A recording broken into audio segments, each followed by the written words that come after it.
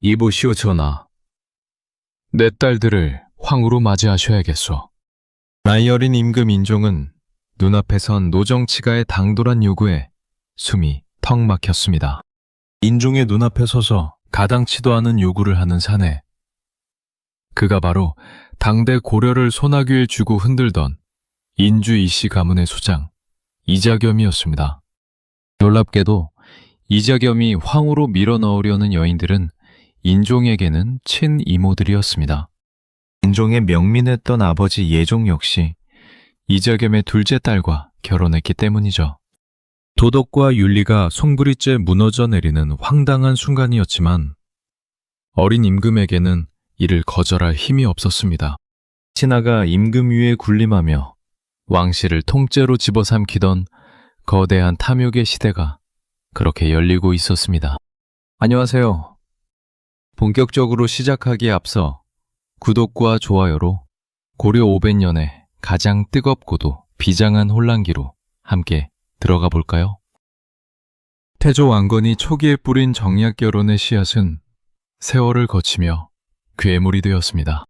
전편에서 문종의 총애를 받으며 권력의 중심에 섰던 이자연을 기억하실 겁니다. 그의 손자인 이자겸에 대해 이르러 인주 이씨 가문의 탐욕은 극에 달했습니다. 이들은 단순히 권력을 나누어 갖는 것에 만족하지 않았습니다. 왕실의 핏줄 자체를 자신들의 가문으로 도배하려 했죠. 이자겸은 자신의 둘째 딸을 예종의 비로 들여보내 권력의 기반을 단단히 다졌고 그 사이에서 태어난 아이가 바로 인종이었습니다. 즉, 이자겸은 인종의 외할아버지였던 셈입니다. 예종이 승하하고 겨우 14살의 어린 인종이 왕위에 오르자 이자겸은 세상을 다 얻은 듯 날뛰기 시작했습니다. 그는 외할아버지라는 막강한 신분을 무기로 조정의 모든 권력을 사유화했습니다. 그것도 모자라 자신의 셋째 딸과 넷째 딸까지 인종에게 강제로 혼인시켰습니다. 임금에게 자신의 이모들을 아내로 맞이하라고 협박한 것이니 고려의 전통적인 유교적 가치관마저 비웃는 가공할 권력 독점이었습니다.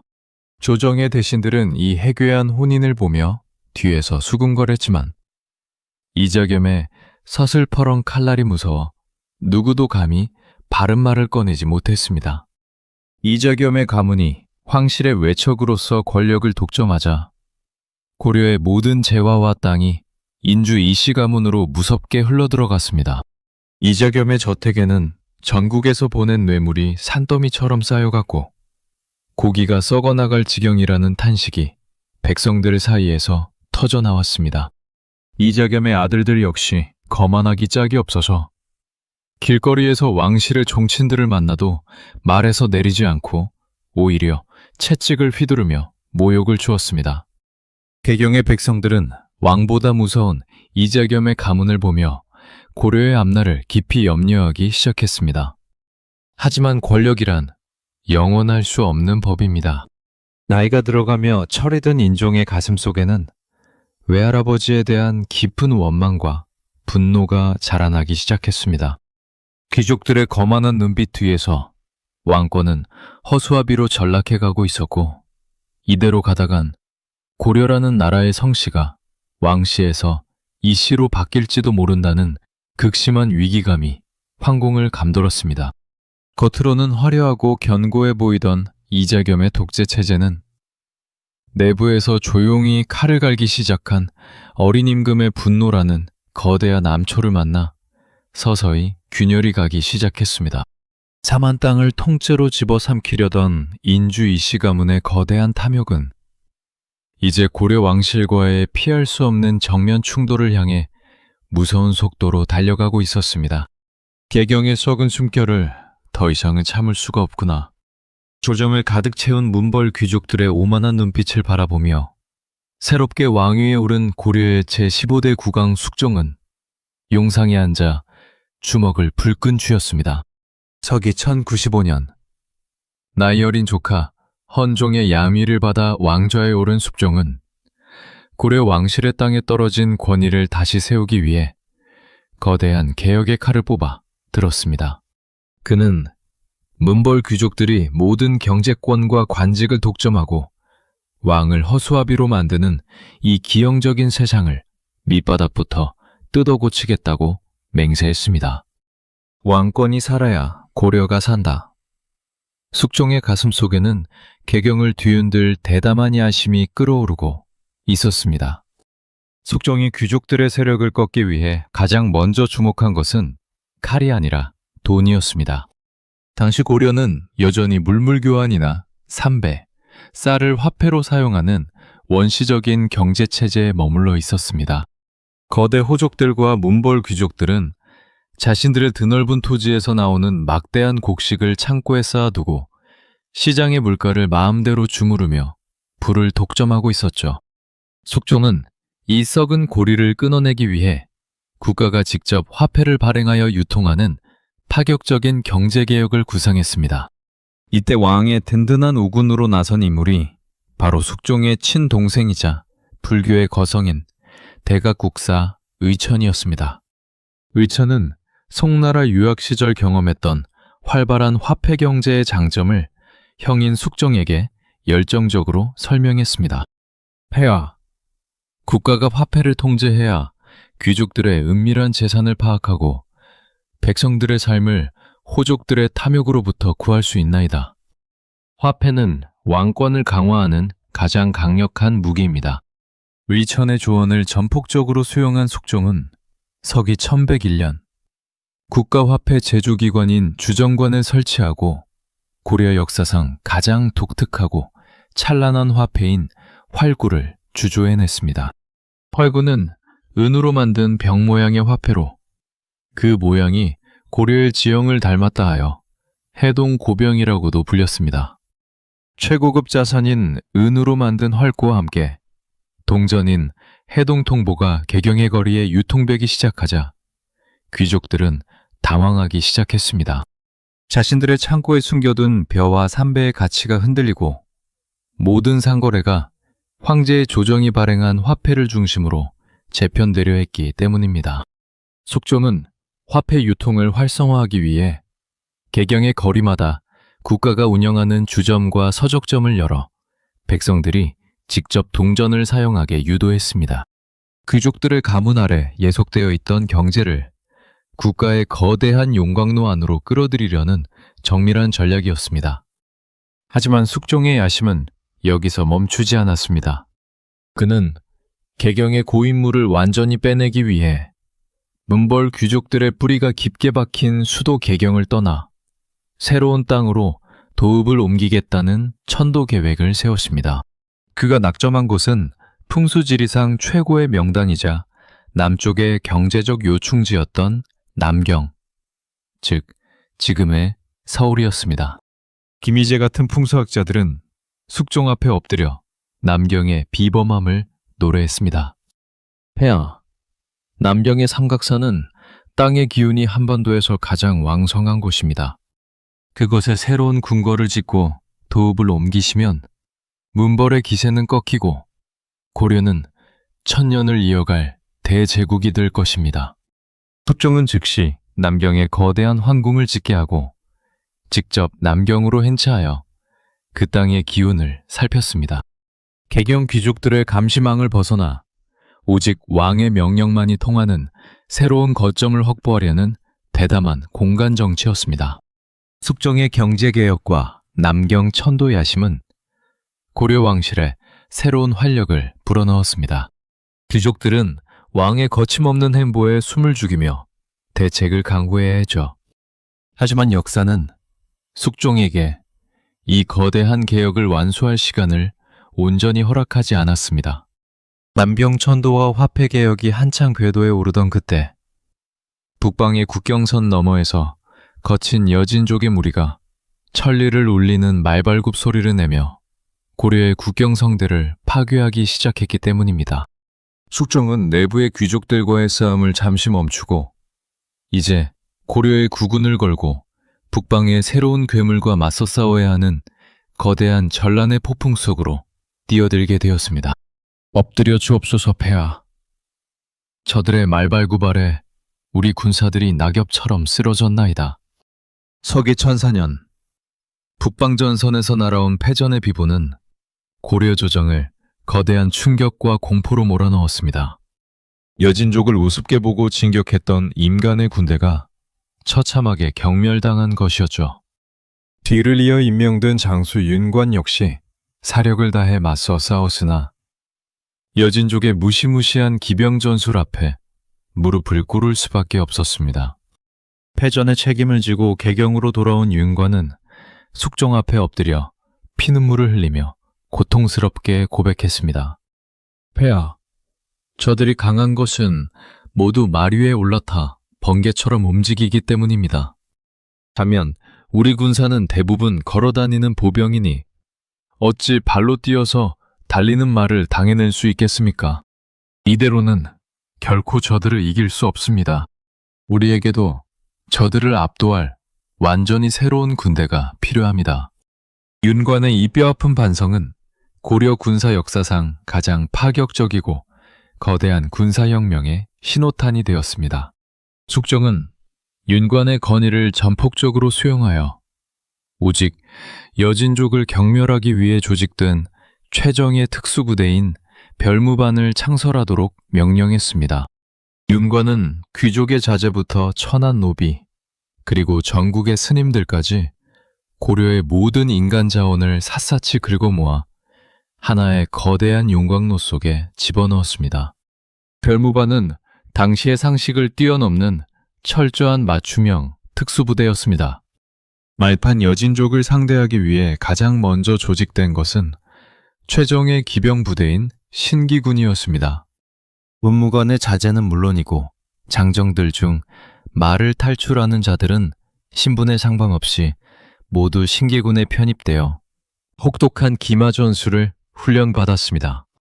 그 뒤를 바치기 위해 조직된 보병부대인 신보군과 활을 쏘는 발라군, 그리고 온갖 특수무기를 다루는 부대들이 톱니바퀴처럼 정밀하게 맞물렸습니다.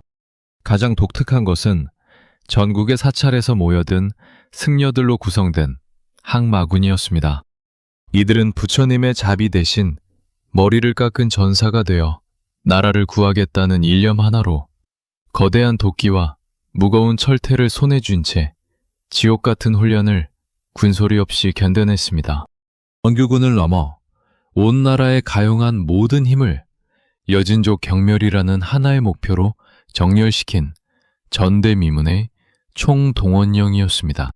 윤관은 개경의 드넓은 벌판에서 직접 채찍을 휘두르며 군사들을 매섭게 몰아세웠습니다.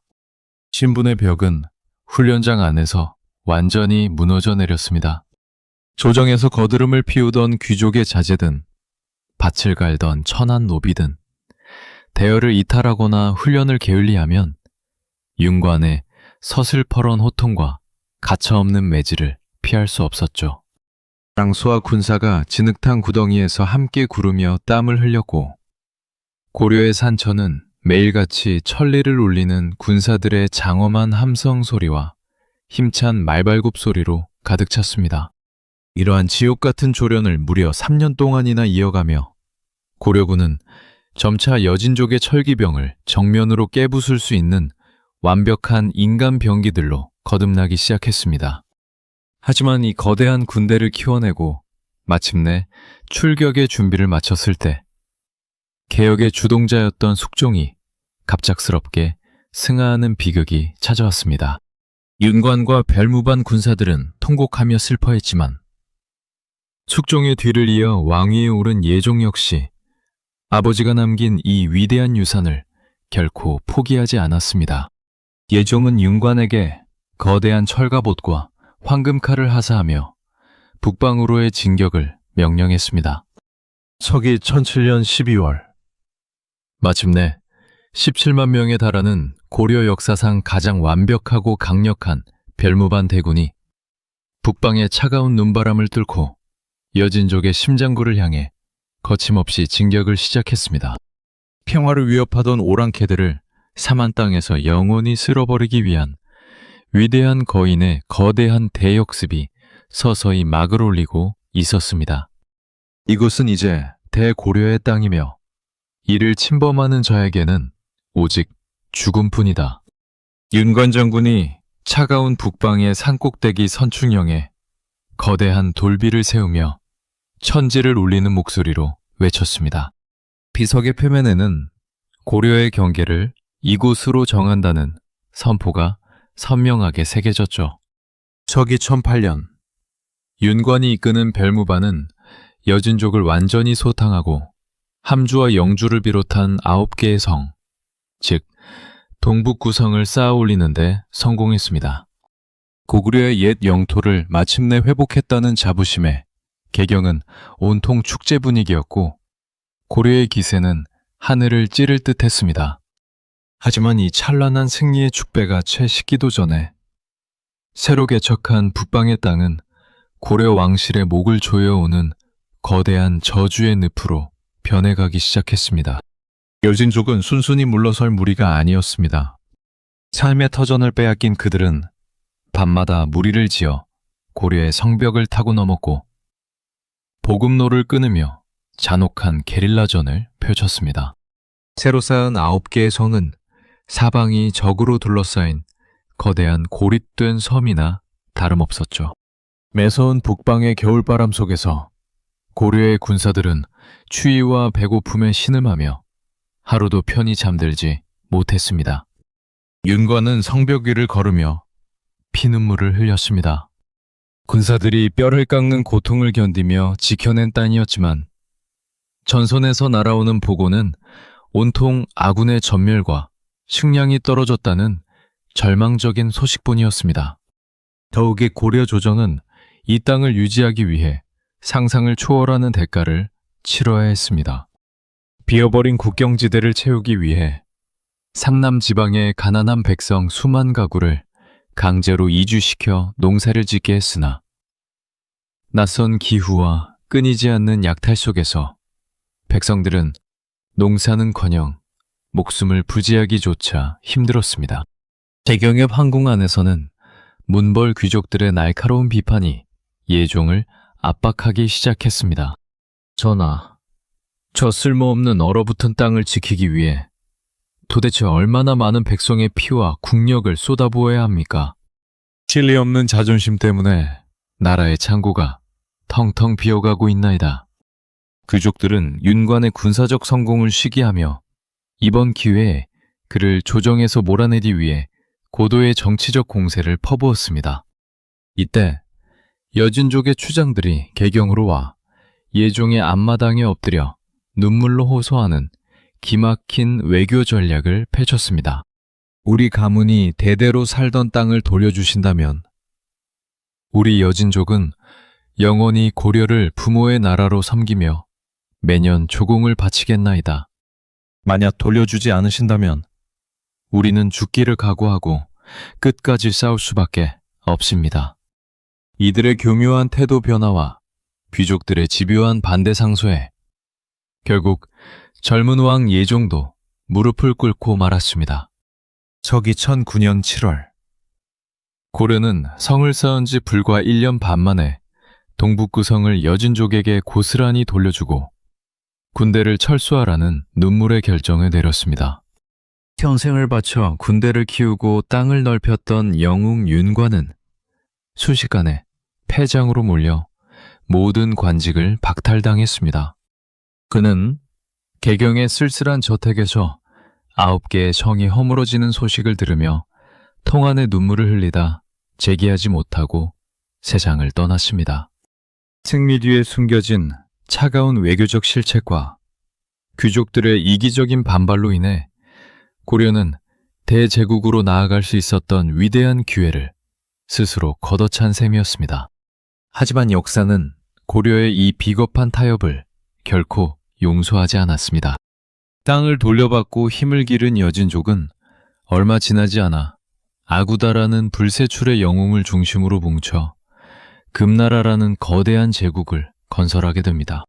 그들은 자신들을 키워준 고려를 향해 이제 부모의 나라가 아닌 상전의 나라로 군림하겠다며 시퍼런 칼날을 겨누기 시작했습니다. 북방의 거대한 위기가 다시 개경을 짓누르는 가운데 예종은 귀족들의 기세를 꺾고 왕실의 기강을 바로잡기 위해 칼이 아닌 붓을 들어 완전히 새로운 내치 개혁을 준비하고 있었습니다. 이 넓은 황제의 학교에 글 읽는 소리가 어찌 이리도 처량하단 말이냐. 조정의 관리라는 자들이 죄다 가문의 사리사욕을 위해 사립학당의 문전에서 줄을 서고 있거늘 나라의 기틀을 세워야 할 국자감이 이토록 버림받아서야 되겠는가. 서기 1109년 동북 구성을 여진족에게 허무하게 돌려주고 개경으로 돌아온 고려의 제16대 국왕 예종은 황폐해진 국립대학 국자감의 마당을 거닐며 깊은 탄식을 내뱉었습니다. 북방 영토 개척이라는 군사적 야심이 문벌 귀족들의 반대로 좌절된 후 예종은 칼 대신 붓을 들어 귀족들의 거대한 카르텔을 깨부수겠다는 완전히 새로운 전쟁을 선포했습니다. 그것은 총칼이 아닌 지혜와 학문으로 나라의 핏줄을 바꾸려는 조용한 혁명이었습니다. 당시 고려의 교육 생태계는 문벌 귀족들에 의해 완전히 장악되어 있었습니다. 해동공자라 불리던 최충이 세운 구제학당을 비롯한 사학 12도가 번성하면서 돈과 권력을 쥔 귀족의 자제들은 국립학교인 국자감을 철저히 외면했죠. 진짜 심각한 문제는 과거 시험의 구조였습니다. 사립학당 출신의 선배 귀족들이 시험의 출제관과 채점관을 독점하면서 자기 학당 후배들을 무더기로 합격시키는 추악한 권력 세습이 벌어지고 있었던 것입니다. 능력 있는 지방의 인재들이 조정으로 들어올 길은 원천적으로 차단되었고 조정은 오직 개경의 몇몇 귀족 가문들이 관직을 나누어 먹는 폐쇄적인 아지트로 변해 있었습니다. 예종은 이 썩어 빠진 고리를 끊어내지 않는다면 고려 왕실의 미래는 없다고 확신했습니다. 예종이 던진 첫 번째 승부수는 국립교육기관의 파격적인 체질 개선이었습니다. 왕은 국자감 내에 7개의 전문대학인 7제를 설치하도록 명령했습니다. 유학의 경전을 깊이 연구하는 6개의 제와 함께 무학을 가르치는 강예제를 포함시킨 것은 그야말로 상식을 뒤엎는 신의 한 수였습니다. 숙문천무, 즉 문을 숭상하고 무를 천시하던 문벌 귀족 사회의 한복판에 황제가 직접 무기 다루는 법과 병법을 가르치는 학과를 개설한 것이죠. 이는 여진족의 위협에 대응할 유능한 무장을 국가가 직접 길러내는 동시에 무신들을 무시하던 문신 귀족들의 오만한 기세를 정면으로 꺾어버리겠다는 강력한 경고였습니다. 또한 예종은 돈이 없어 공부를 포기하는 지방의 가난한 수재들을 위해 장학재단인 양현고를 설립했습니다. 국가가 직접 물고기와 소금 그리고 곡식을 거두어 유학생들의 먹을거리와 종이값을 대주며 오직 학문에만 전념할 수 있도록 뒷바라지를 아끼지 않았습니다. 황제의 파격적인 지원이 이어지자 사립학당으로만 몰려들던 전국의 영재들이 다시 국자감의 문을 두드리기 시작했습니다. 개경의 거리는 다시 밤낮을 가리지 않고 학문을 토론하는 젊은이들의 활기찬 노랫소리로 가득 찼고 문벌 귀족들은 자신들의 학문적 독점권이 밑바닥부터 흔들리는 모습을 보며 위기감을 느끼기 시작했습니다. 예종은 붓을 무기로 삼아 문벌 귀족들의 손통을 서서히 조여가며 왕권의 단단한 성벽을 다시 쌓아 올렸습니다. 그의 문치개혁은 고려를 세련된 문화대국으로 이끄는 주춧돌이 되는 듯 했습니다. 하지만 예종이 이룩하려던 찬란한 개혁의 꿈 뒤편에는 그가 미처 통제하지 못한 거대한 어둠이 도사리고 있었습니다. 예종이 개혁의 파고 속에서 갑작스럽게 병석에 눕게 되자 그가 가장 신뢰했던 신하이자 외척이었던 이자겸이 마침내 그 서슬퍼런 탐욕의 이빨을 노골적으로 드러내기 시작한 것입니다. 왕권을 강화하려던 예종의 고결한 노력은 그의 죽음과 동시에 고려 역사상 가장 잔혹하고 기괴한 권력 찬탈의 대폭풍 속으로 힘없이 빨려 들어가게 됩니다. 붉은 화염이 고려의 심장인 개경 황궁을 무자비하게 집어삼키고 있었습니다. 매캐한 연기가 하늘을 가렸고 궁녀들의 비명과 군사들의 거친 함성이 뒤섞여 황궁은 순식간에 아비규환의 지옥으로 변해버렸죠. 불길을 피해 도망치던 어린 임금 인종은 뒤를 돌아보았습니다. 자신은 지켜주어야 할 군사들이 오히려 황제를 향해 활을 겨누고 있었고 그 선두에는 외할아버지이자 당대 최고의 권력자인 이자겸과 무적의 장수 척준경이 서슬퍼런 칼날을 빛내고 있었습니다. 신하가 왕을 죽이기 위해 대궐에 불을 지른 전대미문의 사건. 서기 1126년 3월 고려 역사를 피로 물들인 이자겸의 난이 폭발한 순간이었습니다. 예종의 뒤를 이어 왕위에 오른 인종은 하루도 편할 날이 없었습니다. 외할아버지이자 장인이라는 기괴한 신분으로 조정을 장악한 이자겸은 이제 왕을 넘어 스스로 황제가 되려는 야심을 숨기지 않았죠. 인종이 자랄수록 이자겸의 감시와 압박은 더해만 갔고 황궁은 거대한 감옥이나 다름없었습니다.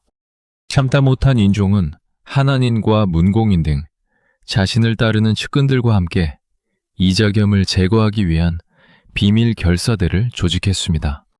밤 깊은 시간, 황제의 밀명을 받은 군사들이 이자겸의 신복들을 기습 처단하며 왕의 반격이 시작되는 듯 했습니다.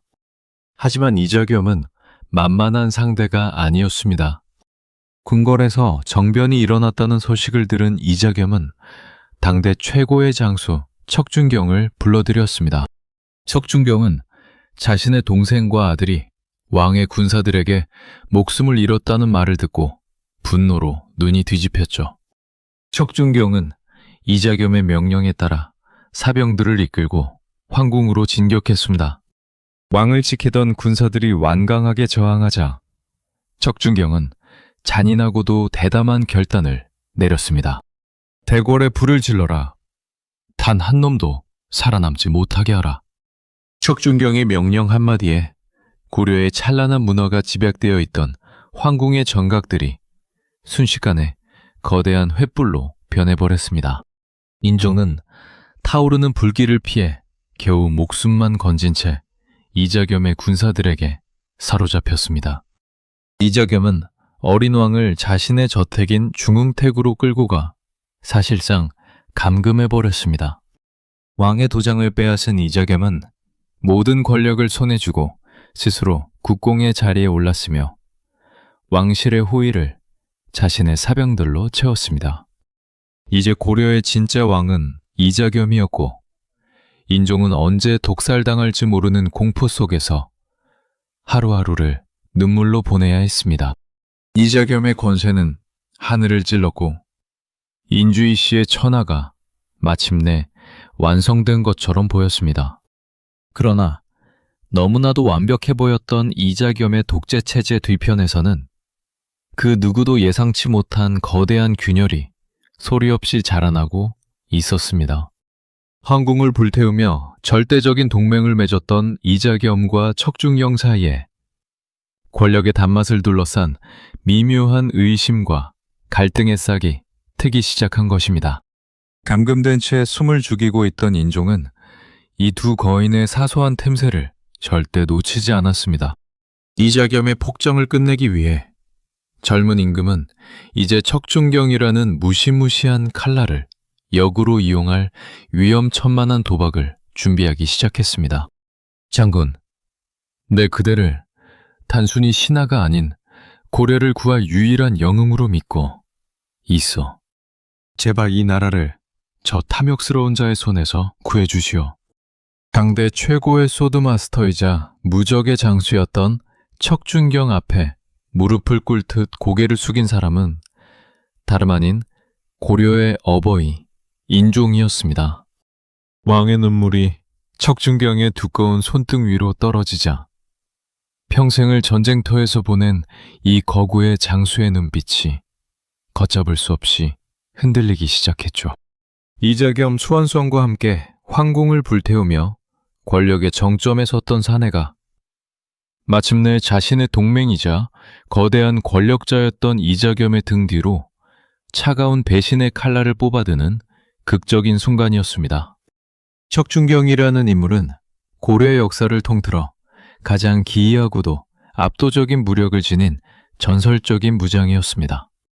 과거 윤관을 따라 동북구성을 개척할 때 그는 홀로 말 한 피를 타고 적진으로 뛰어들어 적장의 목을 베어오거나 포위된 성벽에서 맨몸으로 뛰어내려 여진족 대군을 흩어버리는 등 그야말로 신화에나 나올 법한 무공을 세웠습니다.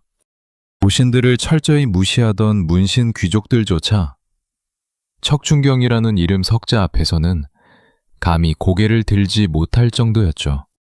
하지만 무공은 천하무적이었을지 몰라도 정치적 식견은 한없이 순박하고 어리석었던 이 사내의 약점을 이자겸은 교묘하게 파고들었습니다.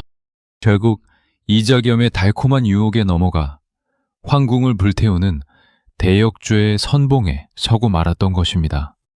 그러나 권력을 쥔 이자겸의 가문은 점차 오만해졌고 척준경을 자신들의 사냥개 정도로 여기며 무시하기 시작했습니다. 결정적인 사건은 이자겸의 하인들과 척준경의 하인들 사이에 벌어진 사소한 시비였습니다.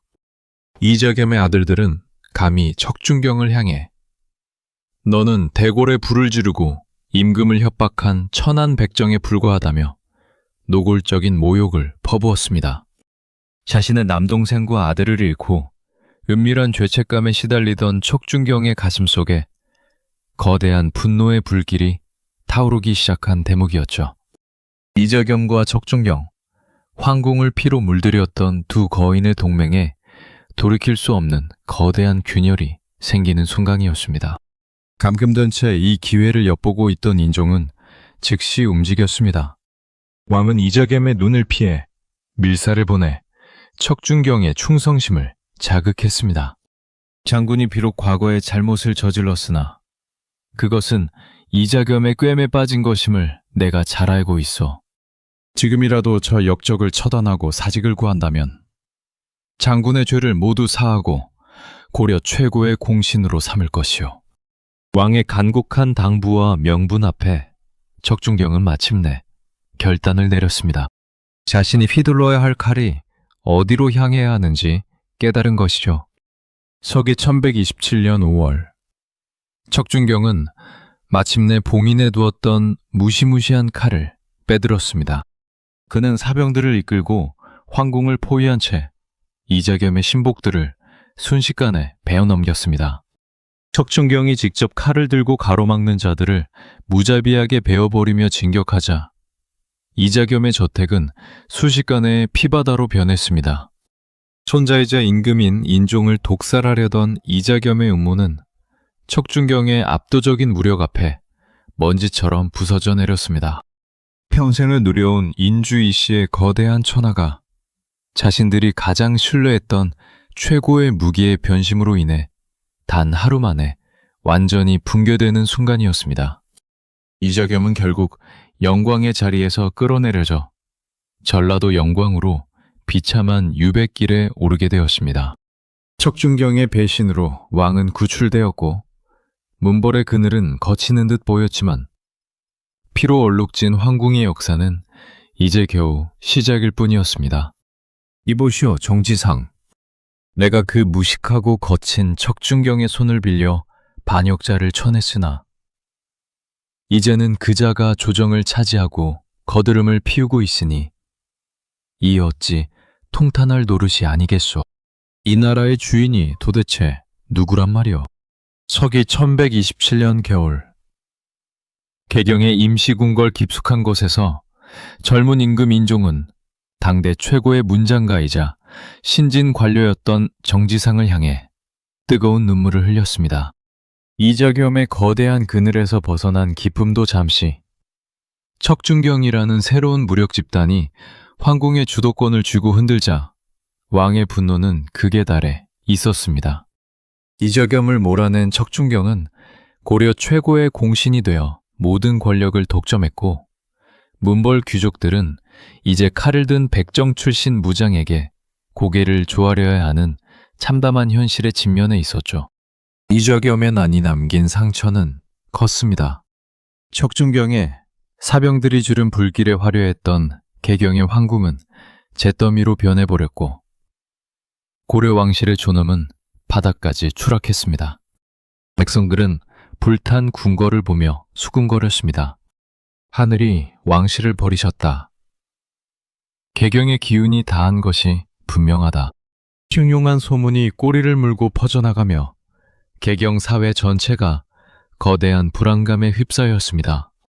게다가 국경 너머 북방에서는 과거 고려가 동북 구성을 내어주었던 그 여진족이 이제는 금나라라는 거대한 제국을 세우고 송나라 황제를 포로로 잡아가는 초유의 사태까지 벌어졌죠. 고려는 안팎으로 벼랑 끝에 몰려 있었습니다. 이 위기의 순간 정지상이라는 날카로운 지식인이 인종의 마음을 파고들었습니다. 석양 출신의 이 천재적인 학자는 붓끝 하나로 척준경을 겨누는 대담한 상소문을 올렸습니다. 폐하, 척준경은 본래 이자겸과 결탁하여 대궐에 불을 지르고 폐하를 위협했던 대역죄인입니다. 그가 비록 마음을 고쳐먹고 이자겸을 몰아냈다 하나 그것은 도적들끼리 재물을 두고 다투다 서로를 찌른 것과 다를 바 없습니다. 어찌 반역의 칼을 휘둘렀던 자를 충신이라 부르며 사직의 기둥으로 삼으신단 말입니까? 당장 척준경의 목을 베어 고려의 기강을 바로 세우소서. 정지상의 이 상소문 한 장은 조정을 발칵 뒤집어 놓았습니다.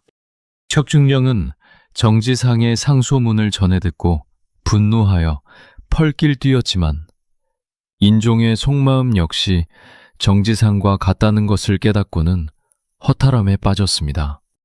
문신들의 거센 비판과 왕의 싸늘한 능초리를 견디지 못한 무적의 장수 척준경은 결국 칼 한 번 제대로 휘둘러 보지 못하고 스스로 관직을 내려놓은 채 고향으로 쓸쓸히 유배를 떠나고 맙니다. 무력으로는 천하를 호령했던 영웅이었지만 정치라는 교묘하고 냉혹한 판에서는 결국 쓰다 버려지는 칼잡이의 운명을 피하지 못한 것이죠. 척준경마저 제거되자 인종은 비로소 완전한 친정을 펼칠 수 있게 되었습니다. 하지만 왕의 눈앞에 펼쳐진 고려의 현실은 처참하기 짝이 없었습니다. 개겸을 꽉 쥐고 있던 문벌 귀족들은 이자겸과 척준경이 사라지자 다시 고개를 쳐들고 기득권을 되찾으려 혈안이 되어 있었습니다. 김부식을 위시한 개경의 보수 귀족들은 금나라의 사대를 바치며 평화를 구걸하려 했고 국가의 토지는 여전히 그들의 탐욕스러운 입속으로 빨려 들어가고 있었습니다. 인종은 깨달았습니다. 개경이라는 이 썩어 빠진 터전 위에 있는 한 귀족들의 카르텔을 부수고 진정한 황제의 나라를 세우는 것은 불가능하다는 것을 말입니다. 왕이 깊은 좌절에 빠져 있을 때 서경파의 거두 정지상이 다시 한번 은밀히 다가와 거대한 혁명의 지도를 펼쳐 보였습니다. 폐하, 개경의 땅 기운은 이미 다하여 썩어가고 있습니다. 저 오만한 귀족들의 소굴을 버리고 서쪽의 위대한 땅 서경으로 도읍을 옮기소서. 그곳에는 묘청이라는 위대한 도인이 폐하를 새로운 천하의 황제로 만들어드릴 비책을 가지고 기다리고 있나이다. 왕의 눈동자가 흔들리기 시작했습니다. 썩은 개경을 버리고 고구려의 기상이 살아 숨쉬는 서경으로 수도를 옮기자는 파격적인 제안. 고려의 역사를 돌로 쪼개버릴 거대한 사상적 내전이 이제 막 서경의 땅에서 거대한 폭풍처럼 일어날 준비를 마친 것입니다. 이 대동강 물빛을 보시옵소서 폐하. 황룡이 서려 호령하는 영험한 기운이 강물을 따라 온 누리에 가득 퍼지고 있나이다. 서경의 한복판, 세차게 흐르는 대동강가에서 승려복장을 한 사내가 하늘을 향해 두 손을 번쩍 들며 외쳤습니다. 그의 눈빛은 광기에 가까운 확신으로 무섭게 번득였고 그 곁에 선 인종은 홀린 듯 거친 강물을 바라보았죠. 사내의 이름은 묘청. 당대 고려의 심장을 뒤흔든 기이한 예언자이자 서경파의 절대적인 거두였습니다. 묘천이 손가락으로 가리킨 강물 위에는 신기하게도 오색 찬란한 빛깔의 기름이 둥둥 떠다니며 신비로운 안개와 기운을 뿜어내고 있었습니다. 개경의 썩은 귀족들에게 끊임없이 시달리며 지쳐있던 인종에게 이 경이로운 장면은 하늘이 내린 거대한 계시와도 같았습니다. 드디어 고려가 오랑캐 금나라를 무릎 꿇리고 천하의 중심인 대제국으로 우뚝 설 기회가 온 것이었죠. 이자겸과 척준경의 난을 거치며 개경의 황궁은 처참하게 불탔고 왕실의 권위는 바닥까지 추락해 있었습니다. 인종은 개경의 거만한 문벌 귀족들을 보며 매일같이 깊은 좌절감과 무력감을 느꼈습니다. 그들은 나라의 안녕과 사직의 존망보다는 가문의 사리사욕과 기득권을 먼저 챙겼고 북방의 신흥강자였던 금나라가 오만하게 군신관계를 요구해오자 단 한 번의 칼날도 겨누어 보지 못한 채 굴욕적으로 고개를 숙였습니다. 고구려의 당당한 후예를 자처하던 고려의 자존심은 그렇게 사정없이 짓밟히고 있었죠. 바로 그때 정지상의 추천으로 조정을 찾아온 묘청은 인종의 가슴속에 깊이 잠들어 있던 자주제국의 불꽃을 다시 강렬하게 지폈습니다. 개경의 땅 기운은 이미 다하여 썩어가고 있으니 고구려의 위대한 기상이 고스란히 서린 서경으로 두읍을 옮겨야 합니다. 그곳에 대원궁이라는 거대한 궁궐을 짓고 폐하께서 스스로 황제라 칭하며 독자적인 연호를 사방에 선포하소서. 그리하면 저 무식한 금나라는 스스로 항복할 것이요.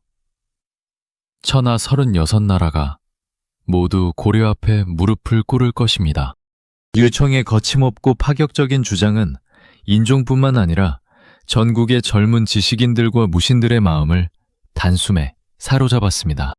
개경의 보수 귀족 체제에 막혀 신분 상승의 기회를 얻지 못하던 서경 출신의 신진 관료들은 묘청을 중심으로 뭉쳐 거대한 개혁의 파도를 만들어냈죠.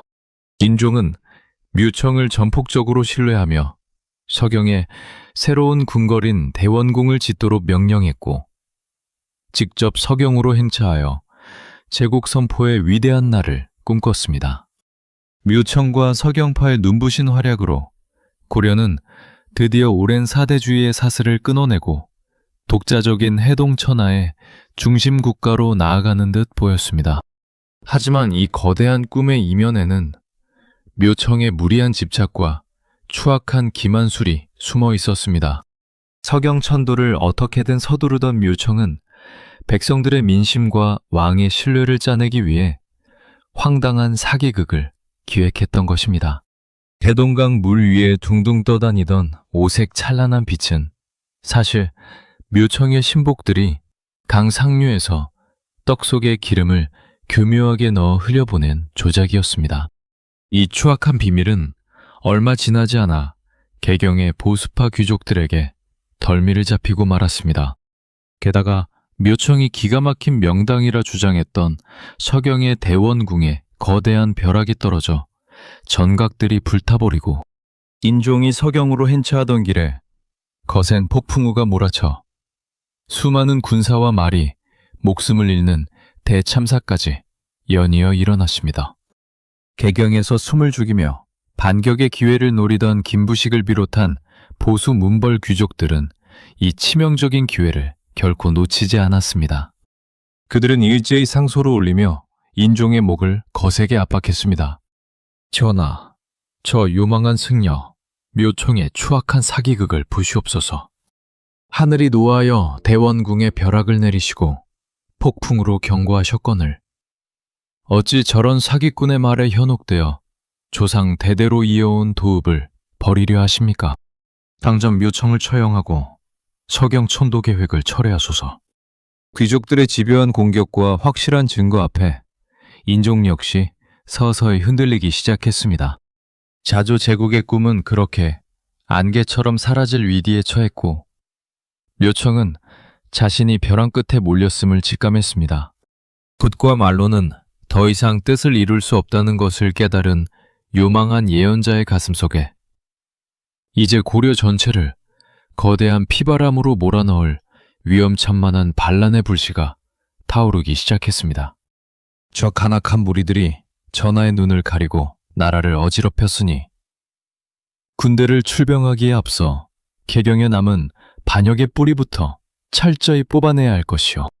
여봐라, 정지상과 그 일당을 당장 참수하라. 서기 1135년 정월, 서경의 반란을 진압하기 위해 총사령관으로 임명된 김부식이 가장 먼저 향한 곳은 전쟁터가 아니었습니다. 그는 추정식의 칼자루를 쥐자마자 자신의 최대 정치적 라이벌이었던 정지상과 백돈명 등 개경에 남아있던 서경파 핵심 인물들을 왕의 허락조차 받지 않고 처참하게 참수해버렸습니다. 정지상은 형장으로 끌려가며 피를 토하듯 절규했죠. 내 이놈 김부식, 사사로운 원한으로 충신을 죽이는 니놈의 탐욕이 결국 이 나라를 망칠 것이다. 하지만 김부식의 서슬퍼런 칼날 앞에 정지상의 천재적인 문장과 개혁의 꿈은 허무하게 흙먼지 속으로 사라지고 말았습니다. 코너에 몰린 묘청은 결국 돌아올 수 없는 강을 건넜습니다. 대원궁의 벼락이 떨어지고 천도계획이 무산될 위기에 처하자 그는 서경에서 거대한 반란의 깃발을 치켜들었습니다. 국호를 대위, 연호를 천계라 선포하며 고려 왕실과의 완벽한 단절을 선언한 것이죠.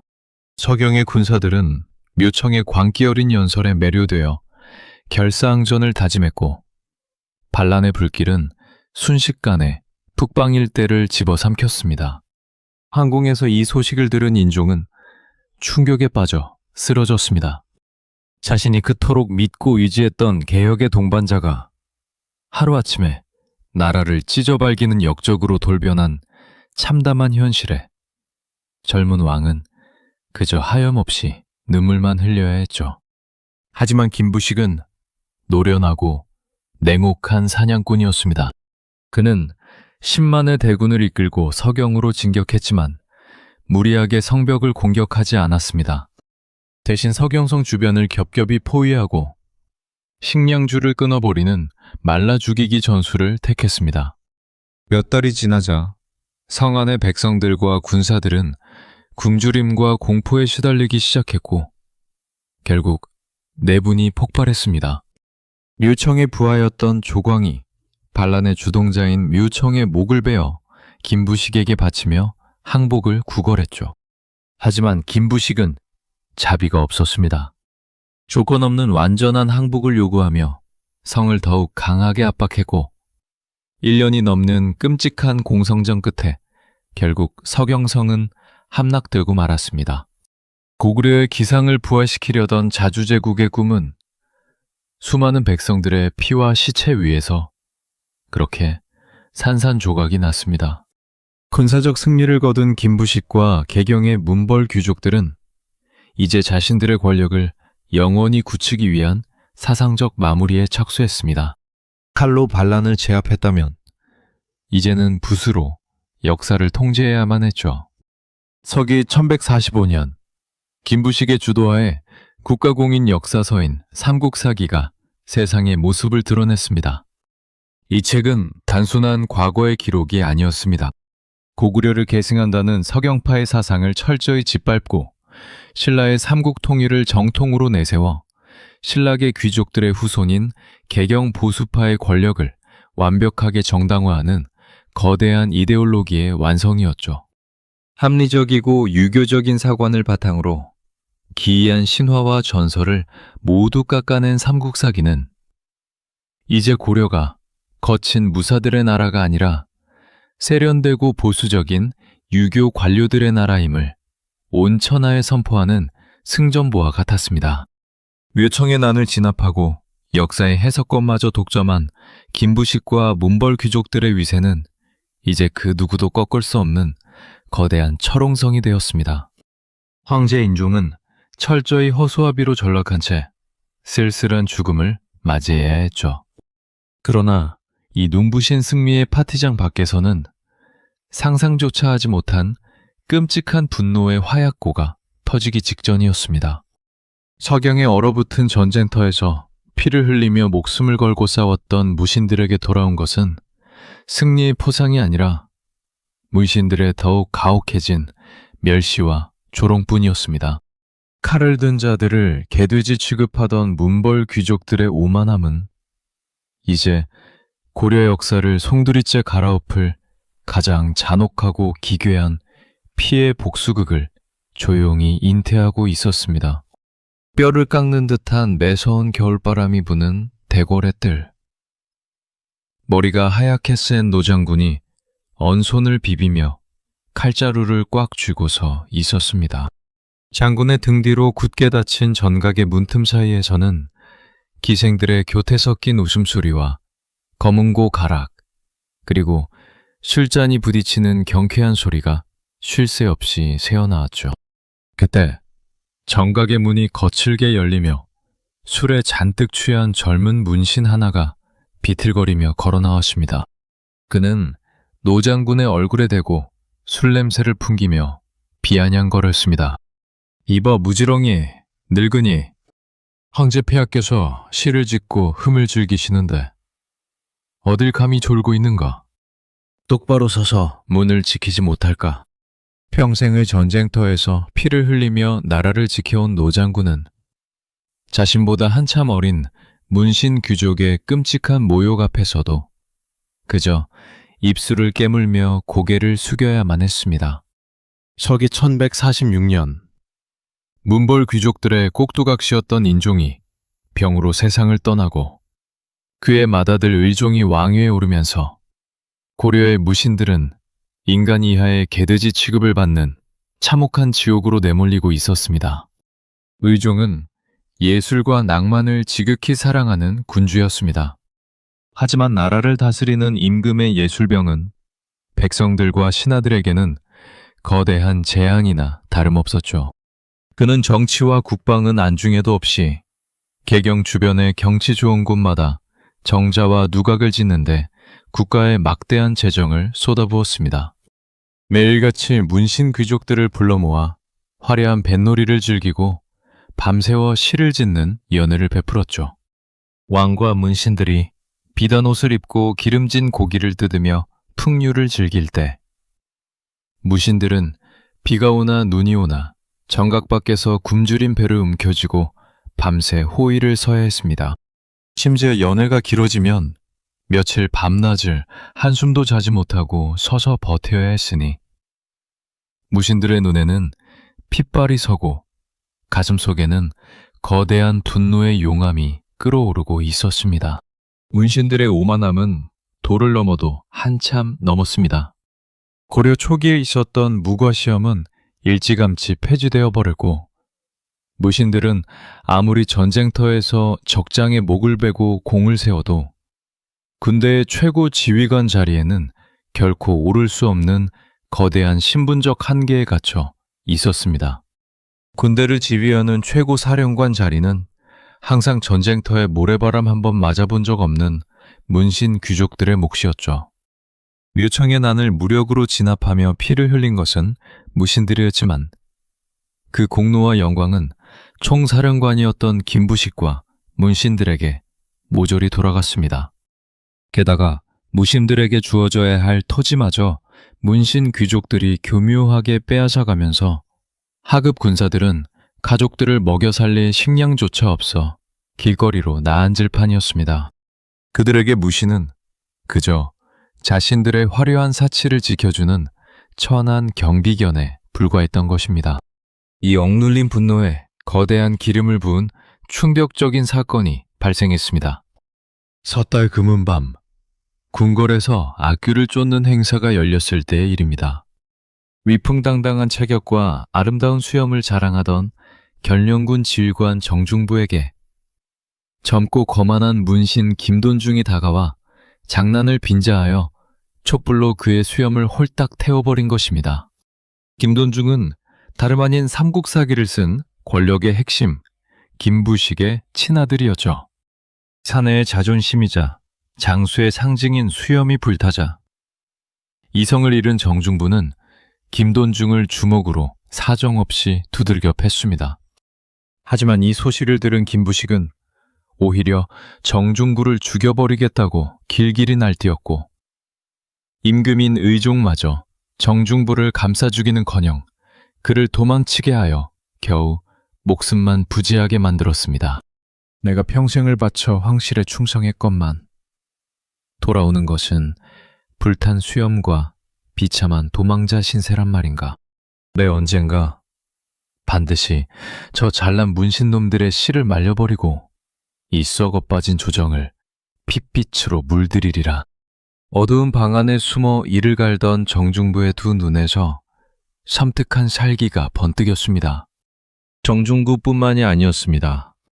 이유방, 이고 등 젊고 거친 무신들의 가슴 속에 차곡차곡 쌓여온 멸시와 차별의 한은 이제 임계점을 훌쩍 넘어 터지기 직전에 거대한 화약고가 되어 있었습니다. 왕과 문신들이 자신들의 화려한 시구절에 도취되어 닥쳐올 파멸을 전혀 감지하지 못하고 있던 서기 1170년 가을, 의종이 보현원이라는 아름다운 별장으로 거대한 유람을 떠나기 위해 가마에 오르던 그 순간 무신들의 허리춤에 꽂혀있던 시퍼런 칼들이 일제히 거대한 피해 복수극을 위해 소리 없는 울음을 터뜨리기 시작했습니다. 네 이놈, 명색이 상장군이라는 자가 고작 이 정도 무예밖에 펼치지 못하느냐? 어디서 비겁하게 등을 돌리고 도망을 치는가? 대낮의 들판, 젊은 문신 한순규의 매서운 호통과 함께 허공을 가른 손바닥이 백발이 성성한 노장군 이소웅의 뺨을 가차없이 후려쳤습니다. 찰싹하는 날카로운 마찰음과 함께 이소웅은 비명도 지르지 못한 채 계단 아래 진흙탕 속으로 비참하게 굴러떨어졌죠. 상장군이라면 지금의 군단장급에 해당하는 높은 부관이었지만 새파랗게 젊은 문신의 손찌검 한 번에 바닥을 구르는 처지로 전락한 것입니다. 더 끔찍한 것은 그 모습을 지켜보던 의종과 문신 귀족들의 반응이었습니다. 그들은 노장군의 비참한 몰락을 보며 배를 움켜쥐고 깔깔거리며 웃어댔고 술잔을 부딪히며 풍류의 흥을 돋우었습니다. 서기 1170년 8월, 의종이 보현원이라는 별장으로 가던 길에 무신들을 달래기 위해 열었던 수바키, 즉 전통 무술 시합터는 도리어 무신들의 가슴에 영원히 지워지지 않을 거대한 피의 낙인을 찍은 잔혹한 파티장이 되고 말았습니다. 이 참혹한 광경을 황궁 호위대장 정중부와 젊고 거친 장수 이방, 이고가 핏발선 눈으로 똑똑히 지켜보고 있었습니다. 이소웅은 평생을 전쟁터에서 구르며 늙어버려 기력이 다했을 뿐인데 문신들은 그를 온갖 조롱거리로 삼아 짓밟았던 것이죠. 정중부는 격분하여 한순규의 멱살을 잡고 천지를 울리는 호통을 쳤습니다. 이소웅은 비록 무인이나 풍계가 삼품의 상장군이거늘 너 같은 문신놈이 어찌 이토록 대낮에 무욕을 준단 말이냐. 분위기가 험악해지자 의종이 급히 정중부를 말리며 상황을 수습하려 했지만 이미 주사위는 던져진 후였습니다. 무신들의 가슴 속에 차곡차곡 쌓여온 100년의 한이 임계점을 넘어 마침내 시퍼런 용암처럼 폭발한 순간이었습니다. 이유방과 이고는 정중부에게 다가가 눈빛으로 은밀한 신호를 보냈습니다. 장군, 더 이상은 참을 수 없습니다. 오늘 밤 저 오만한 문신놈들의 씨를 말려버리고 고려의 주인을 바꾸어야 합니다. 정중부는 천천히 고개를 끄덕이며 허리춤에 칼자루를 꽉 쥐었습니다. 오늘 밤 보현원을 저들의 무덤으로 만들 것이다. 드디어 어둠이 짙게 깔리고 의종의 어가가 보현원 성문 안으로 들어선 순간 정중부의 거대한 호령이 개경의 하늘을 찢었습니다. 문신의 관을 쓴 자들은 단 한 명도 살려두지 마라. 전군, 진격하라! 성문이 굳게 닫히고 사방의 어둠 속에서 칼을 갈던 무신들과 하급 군사들이 횃불을 치켜들며 사나운 맹수처럼 쏟아져 나왔습니다. 나까지만 해도 시를 짓고 술을 마시며 거드름을 피우던 문신 귀족들은 갑작스럽게 들이닥친 무사들의 서슬퍼런 칼날 앞에 비명을 지르며 흩어졌습니다. 살려달라며 무릎을 꿇고 애원하는 문신들의 목이 가차없이 잘려나갔고 화려했던 보현원의 마당은 순식간에 붉은 피가 강물처럼 흐르는 거대한 도살장으로 변해버렸습니다. 과거 정중부의 수염을 태우며 오만하게 굴었던 김부식의 아들 김돈중 역시 겁에 질려 도망치려 했으나 이방의 추격을 피하지 못하고 그 자리에서 비참하게 목이 베어 응징을 당했습니다. 황궁의 정각 안에서 이 끔찍한 비명 소리를 들은 의종은 사시나무 떨듯 떨며 정중구의 바짓가랑이를 붙잡고 눈물로 호소했습니다. 장군, 내가 잘못했소. 저 문신놈들이 나를 눈멀게 하여 무신들을 대접하지 못했으니 지금 당장 저들을 모두 처단하고 장군이 조정을 맡아주시오. 하지만 왕의 뒤늦은 후회와 눈물은 무사들의 분노를 멈추기에 너무 늦어 있었습니다. 정중부와 무신들은 의종의 호위를 박탈하고 황제를 거대하게 압박하며 개경의 황궁을 통째로 장악해 들어갔습니다. 100년 동안 이어져온 개경 문벌 귀족 체제가 무신들의 단 하루 동안의 피바람 앞에 먼지처럼 산산조각이 나버린 역사적인 대정변이었습니다. 붓을 든 자들의 오만함이 칼을 든 자들의 잔혹한 복수를 부른 보현원의 그 밤. 고려는 이제 화려했던 문치의 시대를 끝내고 오직 힘과 칼날만이 지배하는 무신정권이라는 거대하고 잔혹한 야만의 시대 속으로 무섭게 빨려 들어가고 있었습니다. 이 가치없는 비단옷을 당장 벗기지 못할까? 어제의 황제를 향해 가차없이 쏟아진 거친 명령과 함께 용문이가 찬란하게 새겨진 의종의 황포가 사정없이 찢겨 나갔습니다. 화려한 가마 대신 그가 올라탄 것은 흔들리는 초라한 수레였고 그를 호위하던 자들은 충직한 군사가 아닌 거친 칼날을 번뜩이는 무신들이었죠. 어찌 내가 이토록 비참한 처지가 되었단 말이냐. 시를 짓고 술을 마시며 해동의 태평성대를 노래하던 고려의 제18대 국왕 의종은 차가운 포승줄에 묶인 채 개경의 하늘을 바라보며 피눈물을 흘렸습니다. 저기 1170년 9월 보현원을 피로 물들인 무신들은 이제 고려 왕실의 목숨줄을 쥐고 흔들며 황제를 왕좌에서 강제로 끌어내리는 전대미문의 폭거를 단행하고 있었습니다. 보현원의 참극은 끝이 아닌 시작이었습니다. 궁궐을 장악한 정중부와 이이방은 개경에 남아있던 문신 귀족들의 집을 샅샅이 뒤져 씨를 말려버렸습니다. 티비린내 나는 숙청이 일단락되자 무신들은 황제 의종을 어떻게 처리할지를 두고 은밀한 회의를 열었죠.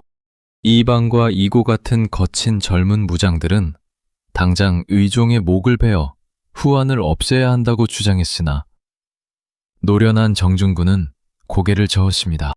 아무리 우리가 칼을 쥐었으나 백성들의 눈이 있고 왕씨의 사직을 아주 없앨 수는 없다. 왕을 폐위하여 멀리 유배 보내고 다루기 쉬운 허수아비 왕을 새로 세우는 것이 상책이다. 결국 정중구의 뜻에 따라 의종은 고려 역사상 가장 비참한 패왕의 길을 걷게 되었습니다. 무신들은 의종을 개경에서 멀리 떨어진 남쪽의 거대하고 외딴 섬 거제도로 유배 보냈습니다. 황태자는 진도로 유배되었고 왕실의 친인척들은 모두 흩어져 감금되었죠. 의종이 거제도에 거친 바닷바람이 불어오는 초라한 막사에 갇히던 그날, 개경에서는 그의 친동생이었던 명종이 무신들의 손에 이끌려 강제로 왕위에 올랐습니다. 새로 즉위한 명종은 형이 끌려가는 모습을 보며 공포에 질려 눈물만 흘렸고, 무신들이 내미는 결제 서류에 도장을 찍기 바쁜 완벽한 꼭두각시에 불과했습니다. 이로써 태조 왕건이 세운 고려의 황권은 완전히 붕괴되었고, 오직 칼을 든 자들의 명령만이 법이 되는 잔혹한 무신시대가 본격적으로 막을 올린 것입니다. 거제도에 갇힌 의종의 삶은 참혹함 그 자체였습니다. 어제까지만 해도 비단 옷을 입고 산의 진미를 즐기며 정자에서 시를 읊조리던 예술가 기질의 군주였지만, 이제는 곰팡이 냄새가 가득한 방 한 구석에서 썩은 밥 한 덩이로 겨우 목숨을 부지해야 했습니다. 밤마다 들려오는 거친 파도 소리는 마치 자신 때문에 억울하게 죽어간 문신들의 곡소리처럼 들려와 의종은 한순간도 편히 잠들지 못했습니다. 내가 조금만 더 무인들을 살폈더라면, 내가 그 화려한 정자와 연회에 눈이 멀지 않았더라면 이런 지옥 같은 결말을 맞이하지는 않았을 텐데. 의종은 텅 빈 벽을 바라보며 뒤늦은 후회와 절망의 눈물을 쏟아냈지만 이미 주사위는 던져진 후였습니다. 그러나 유배지에서의 비참한 생활 속에서도 의종의 가슴 한구석에는 다시 개경으로 돌아가 왕좌를 되찾겠다는 신락 같은 희망이 자라나고 있었습니다. 무신들의 거친 통치에 반발하는 지방의 세력들과 왕실을 그리워하는 백성들이 분명히 자신을 도와줄 것이라 믿었던 것이죠. 실제로 무신 정권의 잔혹한 독재에 숨을 죽이던 고려의 땅 밑바닥에서는 폐위된 황제를 다시 복위시키고 칼잡이들을 처단하려는 거대한 반격의 음모가 소리 없이 꿈틀거리기 시작했습니다. 하지만 이 헛된 희망은 결국 의종 자신은 물론이고 고려 전체를 더욱 잔혹하고 기괴한 피해 구렁텅이 속으로 밀어넣는 최악의 부메랑이 되어 돌아오게 됩니다. 내 칼이 무서운 줄 알았다면 감히 내 앞에서 그따위 거만한 눈빛을 보내지 말았어야지. 어두운 방 안, 젊고 포악한 장수 이의방이 시퍼런 칼날을 만지며 낮게 읊조렸습니다. 그의 눈앞에는 한때 생사를 함께했던 동지 이고가 피를 흘리며 처참하게 쓰러져 있었죠. 고려의 황궁 보현원을 피비린내로 물들인 정변이 일어난 지 얼마 되지도 않은 시점, 문신들을 모조리 소탕하고 개경을 손에 쥐었던 무신들 사이에서 권력이라는 단 하나의 달콤한 먹이를 두고 잔혹한 암투가 폭발한 순간이었습니다. 정변의 성공은 무신들에게 무소불위의 권세를 가져다 주었지만 그 자리에 평화는 머물지 않았습니다. 애초에 나라를 바르게 다스리겠다는 대의 명분이나 백성을 구하겠다는 숭고한 뜻이 아니라 오직 멸시받던 분노와 개인적인 탐욕으로 뭉쳐 칼을 뽑았던 자들이었기에 권력을 나누는 과정에서 칼날은 필연적으로 서로의 심장을 향할 수밖에 없었죠. 가장 먼저 피해의 숙청을 시작한 것은 젊고 거침없는 장수 이의방이었습니다. 그는 정변의 동지이자 가장 강력한 라이벌이었던 이고가 법회에서 자신을 암살하려 했다는 은밀한 소문을 가차없이 이용했습니다. 이방은 부하들을 시켜 이고가 무방비 상태일 때 거대한 철퇴로 그의 머리를 단숨에 부수어 버렸습니다. 혁명의 아침을 함께 맞이했던 동지가 하루아침에 가장 먼저 죽여야 할 정적이 되어 비참한 최후를 맞이한 셈입니다. 고를 무자비하게 제거한 이의방은 이제 명실상부한 무신 정권의 최고 실력자로 급부상하며 조정을 쥐고 흔들었습니다. 새로 왕위에 오른 명종은 이의방의 시퍼런 칼날 앞에 숨도 제대로 쉬지 못하는 처지였죠. 하지만 이의방의 거침없는 질주 앞을 가로막는 거대한 산이 하나 더 남아 있었습니다. 바로 백발이 성성한 노련한 정치가 정중부였습니다. 정중부는 이의방의 포악함과 예의 없는 행동들을 바라보며 가슴속 깊이 은밀한 불쾌감을 쌓아가고 있었고, 이의방 역시 늙은 정중부는 이름만 창장군일 뿐 진짜 고려의 실권은 자신과 같은 젊은 무사들이 쥐어야 한다고 굳게 믿었습니다. 두 거인 사이에 흐르는 팽팽하고 싸늘한 긴장감은 개경 황궁의 공기를 매일같이 숨막히게 짓눌렀습니다. 이방은 자신의 권력을 영원히 공고히 하기 위해 급기야 자신의 딸을 태자비로 밀어넣는 파격적인 정략 결혼을 단행했습니다. 왕실을 무시하고 황제를 폐위했던 무레베가 이제는 스스로 왕실의 외척이 되어 과거 자신들이 그토록 증오했던 문벌 귀족들과 똑같은 추악한 길을 걸어가기 시작한 것이죠. 이 모습을 궁궐 구석에서 지켜보던 정중부와 그의 아들 정균의 눈빛이 매섭게 식어갔습니다. 정균은 아버지 정중부에게 다가가 은밀하고도 단호하게 속삭였습니다. 아버님, 이방 저자가 이제는 황실까지 제 손아귀에 넣고 스스로 고려의 주인이 되려 합니다. 저 포악한 자를 그대로 두었다간 우리 가문의 목숨 역시 조만간 온전치 못할 것입니다. 정중부는 말없이 긴 수염을 만지며 마침내 결단의 때가 왔음을 직감했습니다. 이방은 매일같이 자신에게 반대하는 상소들을 불태우고 군사들을 동원해 개경의 거리를 공포로 몰아넣었지만 정중부 가문이 준비한 은밀한 칼날이 이미 자신의 턱 밑까지 들어와 있다는 사실은 미처 알아차리지 못했습니다. 서기 1174년 12월 서경에서 일어난 조위총의 난을 진압하기 위해 군사를 이끌고 전선으로 나가려던 이의방의 등 뒤로 차가운 죽음의 그림자가 소리 없이 드리워졌습니다. 정중부의 아들 정균이 철저하게 훈련시킨 자객들이 어둠 속에서 번개처럼 뛰어나와 이의방을 기습한 것입니다. 평생을 전쟁터에서 구르며 무적의 무공을 자랑하던 이의방이었지만 자신이 그토록 믿었던 아군과 동지의 잔혹한 배신 앞에서는 비명 한마디 제대로 지르지 못한 채 바닥에 피를 뿌리며 비참하게 목이 베이고 말았습니다.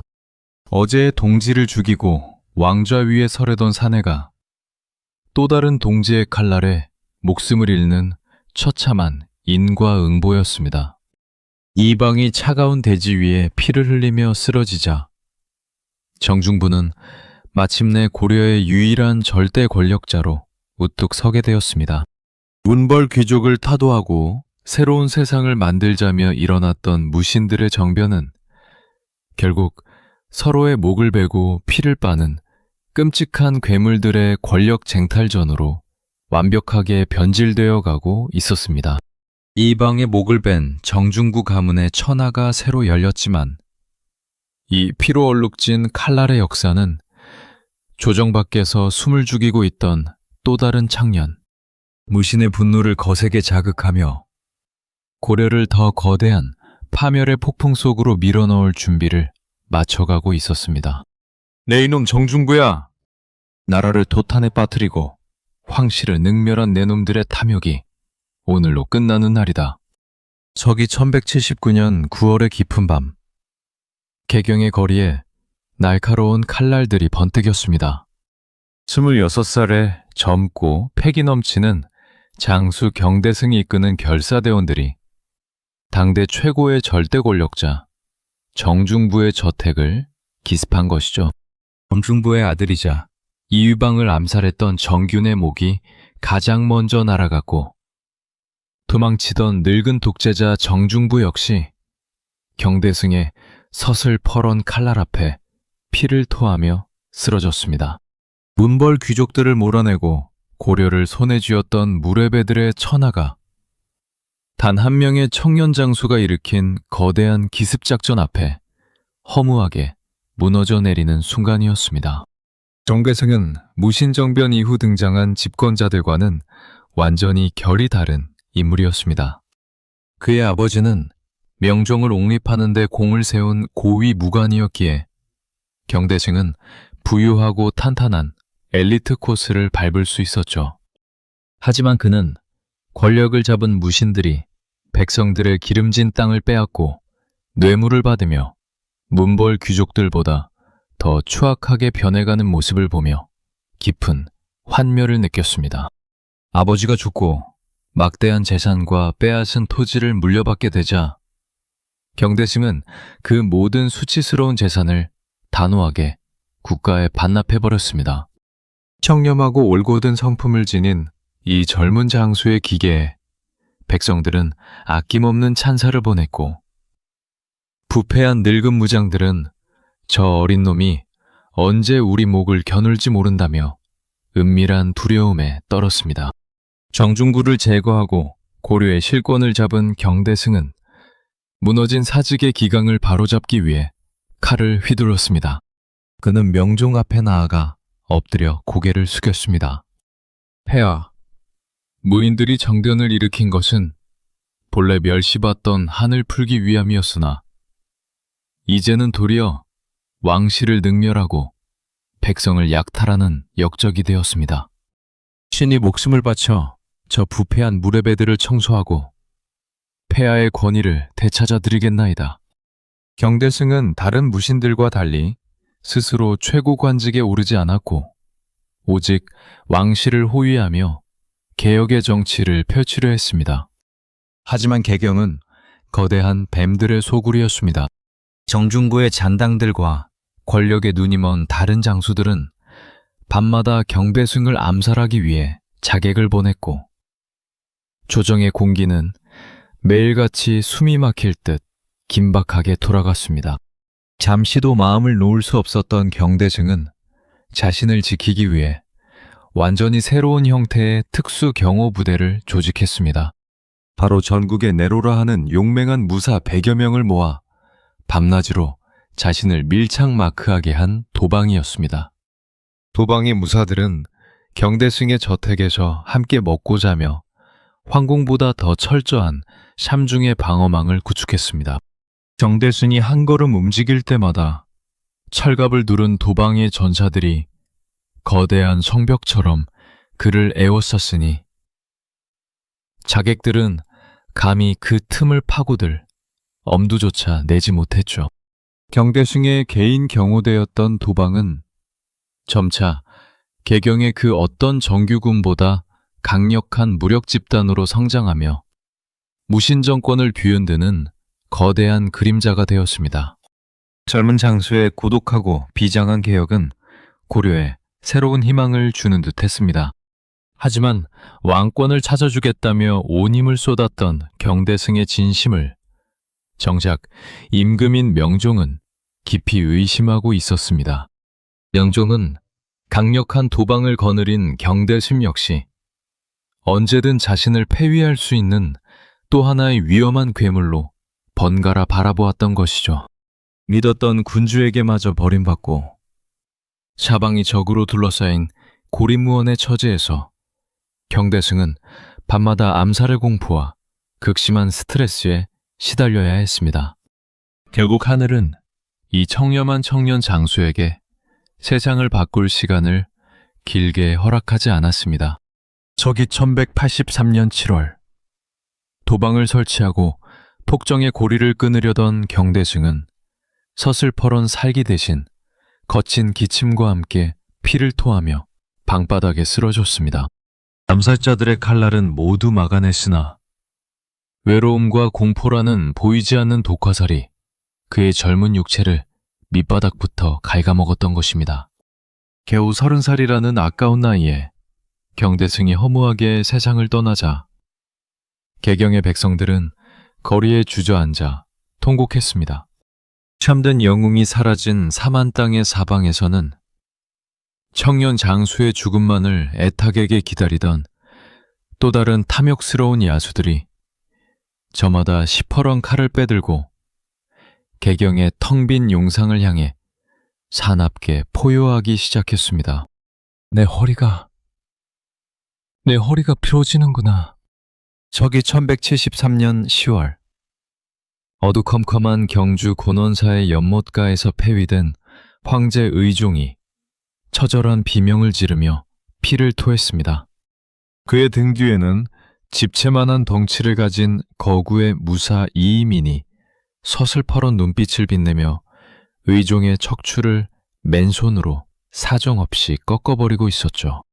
우두둑하는 끔찍한 뼈 부러지는 소리와 함께 한때 천하를 호령했던 군주는 허망하게 숨이 끊어졌고 이이민은 가차없이 그의 시신을 가마솥에 넣어 연못 속에 던져버렸습니다.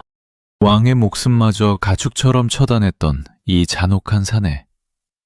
그는 고려 역사상 가장 천한 신분에서 태어나 권력의 정점에 선 전무후무한 거인이었습니다. 이자겸과 정중부 그리고 청년 장수 경대승이 차례로 피를 흘리며 쓰러진 자리에 새롭게 우뚝 선 집권자는 놀랍게도 소금 장수의 아들이자 사찰 노비의 피를 이어받은 천민 출신 이유민이었습니다. 당시 고려는 엄격한 신분제 사회였기에 그의 등장은 삼한 땅 전체를 거대한 충격에 빠뜨렸습니다.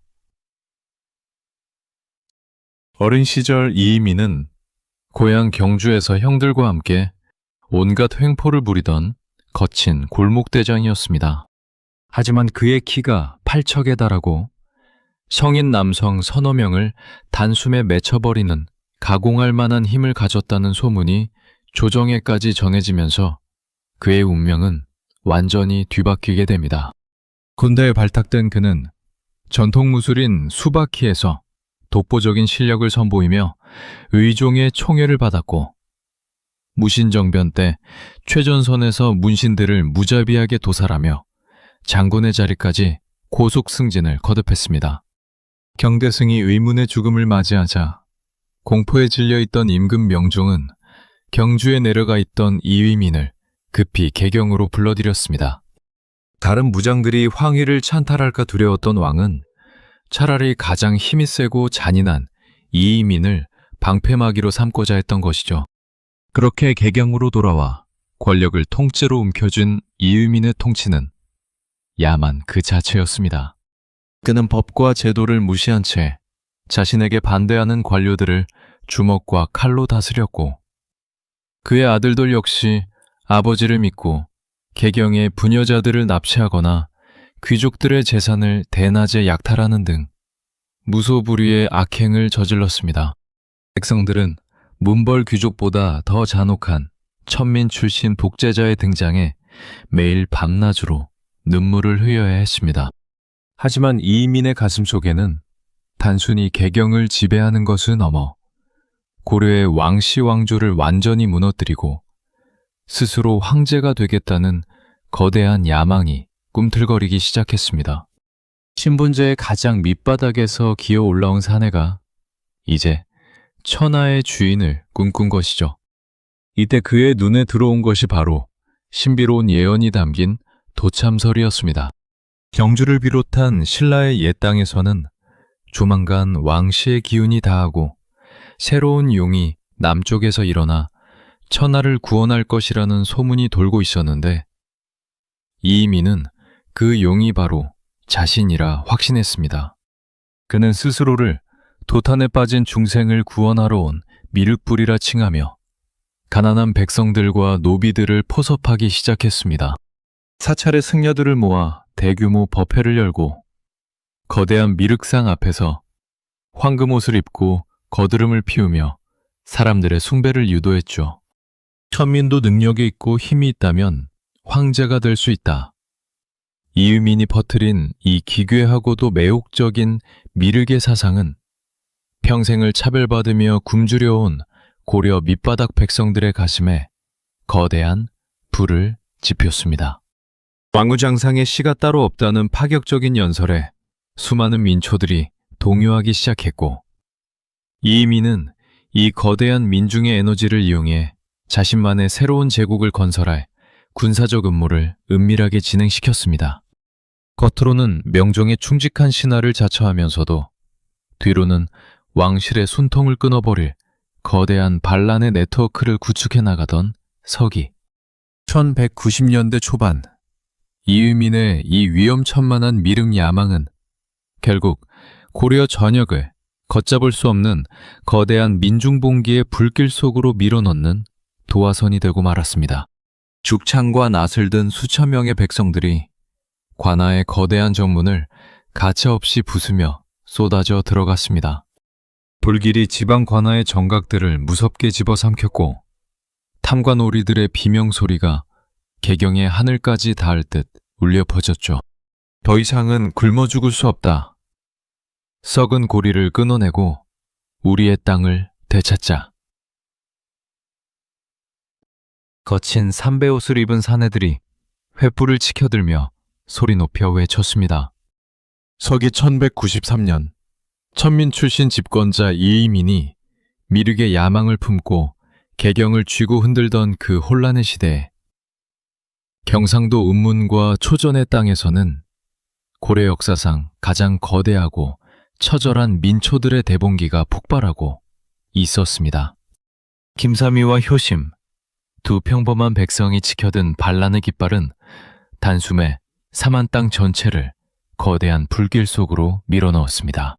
무신정변 이후 고려의 지방 백성들이 겪어야 했던 고통은 지옥 그 자체였습니다. 권력을 잡은 무신들은 개경의 궁궐 안에서 서로의 목을 베는 피의 암투를 벌이면서도 지방 백성들을 쥐어짜는 일에는 놀라울 정도로 마음이 잘 맞았습니다. 새로운 집권자가 바뀔 때마다 백성들에게 부과되는 세금은 무섭게 늘어났고 가뭄과 기근이 겹치면서 길거리에는 굶어 죽은 시체들이 산을 이루었죠. 백성들은 마지막 희망이었던 땅마저 귀족과 무신들에게 빼앗긴 채 산속으로 도망쳐 도적이 되거나 스스로 노비가 되는 비참한 길을 택해야 했습니다. 더 이상 물러설 곳이 없던 백성들의 가슴 속에 쌓인 분노가 마침내 무시무시한 폭발을 일으킨 것입니다. 운문에서 일어난 김삼위의 군대와 초전에서 일어난 효심의 군대는 순식간에 수만 명의 대군으로 불어났습니다. 이들은 단순히 먹을 것을 찾아다니는 도적대가 아니었습니다. 철저한 군사 조직을 갖추고 관군을 연파하며 경상도 일대의 주요 고을들을 모조리 장악해 들어갔죠. 백성들은 이들을 향해 우리를 구원할 진짜 군대라며 열광했고 관아의 창고를 열어 곡식을 나누어 주는 모습에 눈물을 흘렸습니다. 개경의 조정을 더욱 공포로 몰아넣은 것은 이 두 거대한 저항군이 서로 연합하여 단일한 전선을 형성했다는 사실이었습니다. 그러나 이 거대한 민초들의 저항 뒤편에는 기괴하고도 추악한 정치적 음모가 도사리고 있었습니다. 바로 천민 출신이자 스스로 미륵이라 칭했던 개경의 절대 권력자 이의민이 이들과 은밀한 내통을 주고받고 있었던 것입니다. 이의민은 고향 경주를 중심으로 신라를 부활시키겠다는 자신의 거대한 야망을 이루기 위해 김삼위와 효심의 군대를 군사적 무기로 이용하려 했습니다. 그는 저항군에게 관군의 이동 경로를 미리 알려주거나 비밀리에 무기를 공급하며 이들의 세력을 키워주었습니다. 반란은 진압해야 할 국가의 최고 권력자가 도리어 반란군과 손을 잡고 고려 왕실의 숨통을 조여오는 기막힌 배신극이 벌어진 셈입니다.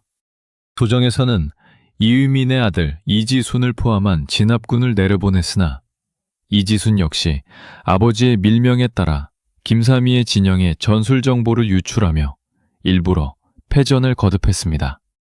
하지만 꼬리가 길면 밟히는 법. 이의민 가문과 반란군 사이의 추악한 내통설이 개경 조정을 가득 채우자 군사들의 사기는 땅으로 떨어졌고 고려 왕실은 거대한 파멸의 위기감에 휩싸였습니다. 결국 더 이상 이들의 폭거를 좌시할 수 없었던 조정의 신진 세력들과 또 다른 군부의 장수들이 이의민을 제거하고 나라를 구하겠다는 일념 하나로 은밀하게 칼을 갈기 시작했습니다. 민초들의 순수한 분노에서 시작된 거대한 저항은 역설적이게도 이이민 정권을 무너뜨리고 고려의 주인을 완전히 바꾸어 버릴 또 다른 거대한 정변의 불씨를 개경 한복판에 조용히 지피고 있었습니다. 내 이놈 이유민아! 천한 노비 출신으로 황씨를 능멸하고 나라를 망친 죄를 오늘 이 칼로 묻겠다. 서기 1196년 4월의 눈부신 봄날, 개경 근교 미타산의 호젓한 별장마당에 시퍼런 피바람이 불어닥쳤습니다. 말을 타고 유유히 휴식을 즐기려던 이의민의 등 뒤로 매서운 눈매를 가진 중년의 장수 최충원과 그의 동생 최충수가 이끄는 수십 명의 결사대가 번개처럼 들이닥친 것입니다. 최충수가 먼저 칼을 빼들고 덤벼들자 당황한 이의민이 거대한 주먹을 휘두르며 저항했지만 이미 늙고 방심한 거인의 목은 최충원의 날카로운 칼날 앞에 단숨에 잘려나가고 말았습니다. 스스로를 미륵이라 칭하며 고려를 집어삼키려 했던 천민 출신 독재자는 결국 한 줌의 피비린내 나는 고깃덩어리가 되어 길거리에 버려지는 비참한 최후를 맞이했습니다. 이의민의 죽음은 단순한 권력 교체가 아니었습니다. 그것은 고려 역사상 가장 완벽하고 끔찍한 무소불위의 독재 시스템, 최씨 무신정권이라는 거대한 괴물이 역사의 무대 위로 그 서늘한 모습을 드러내는 신호탄이었습니다. 최충원 형제는 이일민의 목을 베자마자 개경의 황궁으로 달려갔습니다. 그들은 이일민의 아들들을 비롯한 반대파들을 가차없이 도살하며 하루 만에 조정의 모든 실권을 완벽하게 장악해버렸죠. 명종은 또 한 번 터진 피바람 앞에 사시나무 떨듯 떨며 최충원에게 머리를 조아렸지만 이번에 등장한 권력자는 과거의 거칠고 무식한 무장들과는 차원이 달랐습니다. 최충원은 무장가문 출신이었으나 뛰어난 학식과 매혹한 정치적 계산 능력을 겸비한 전형적인 지식인 군인이었습니다. 그는 칼만 휘두르던 야만적인 시대를 끝내고 무신정권을 영구적으로 세습할 수 있는 완벽한 국가기구를 설계하기 시작했습니다. 그가 처음 꺼내든 카드는 뜻밖에도 붕괴된 고려 사회를 바로잡겠다는 10개의 조항으로 이루어진 개혁안, 이른바 봉40조였습니다. 폐하, 저 간악한 무리들이 백성의 토지를 빼앗고 불교가 타락하여 나라가 이 지경이 되었습니다. 신이 이 썩은 고리를 끊어내고 사직을 굳건히 하겠나이다. 최충원의 상소문은 명분과 논리가 너무나 완벽하여 문신 귀족들마저 감탄할 정도였죠. 하지만 그것은 철저하게 명분 쌓기용 쇼에 불과했습니다. 개혁안을 받아든 명종이 미적거리며 눈치를 보자 최충원은 기다렸다는 듯이 황제의 무능함을 질타하며 자신의 수족들을 움직였습니다. 그는 군사들을 동원해 늙은 명종을 황좌에서 강제로 끌어내어 창락궁에 유폐해버리고 명종의 동생인 신종을 새로운 꼭두각시 황제로 앉히는 충격적인 쿠데타를 단행했습니다. 왕을 바꾸는 일마저 체스판의 말처럼 자유자재로 주무르는 최충원의 압도적인 권력 앞에 고려 전체가 공포에 질려 숨을 죽였습니다. 최충원은 자신의 권력을 지키기 위해 경대승이 만들었던 도방을 부활시켜 그 규모를 수만 명으로 거대하게 확장했습니다. 개경의 정규군보다 최충원의 개인 사병 집단이 훨씬 더 강력해진 것이죠. 더 무서운 것은 그가 설치한 최고 권력 기구인 교정도감의 존재였습니다.